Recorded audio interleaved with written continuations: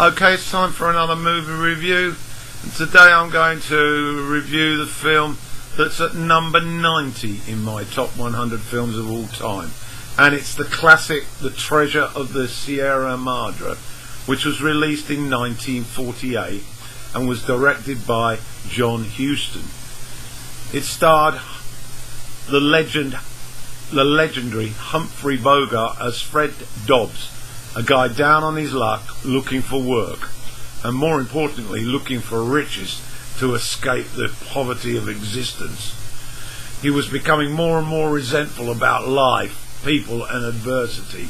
He's a drifter, and he's holed up in Tampico, a Mexican town located north of Veracruz. The film's set in the 20s. Dobbs meets Bob, a fellow drifter, and they both get cheated out of wages due to them by a shyster, and are drowning their sorrows in a bar when they overhear an old guy, Howard, played by the director's father, Walter Huston, talking about the prospect of finding gold. And with the help of a winning lottery ticket, they pool their limited funds and off they go into the mountains nearby and prospect for gold. The Sierra Madre mountain is where the tale is revealed, and it takes us through how people's beliefs, prejudices and perceptions can ultimately drive some men to carry out acts that initially would seem impossible.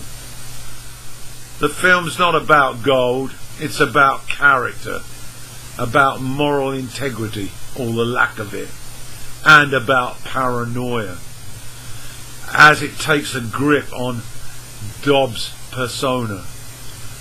Bogart is awesome as the mixed up, deranged madman. Walter Huston as Howard is the old head who has witnessed the obsession for wealth and how it can poison all situations, and he tries to maintain a peace between Bob and Fred, but to no avail. Howard also brings humour and sharp focus, and as we see him dance a jig when they find the gold, and we listen with intent when he describes past events witnessed by others in search of their fortune. Walter Huston won the Best Supporting Actor Oscar for this performance, and you can see why. There are poignant moments seen when Bob reads out a touching letter written by a loving wife whose husband has been gunned down by bandits. Also, when Howard responds to a request for help from a Mexican family who have a child that hasn't woken after a freak accident. Howard enables the girl to wake up from the coma and is viewed by the villagers as a godlike witch doctor. There's another scene that confronts you with the realization that Dobbs is sliding into madness when he accuses Bob of trying to steal his share of the gold. Bob warns him about a poisonous lizard sliding under a rock where Dobbs has stashed his loot.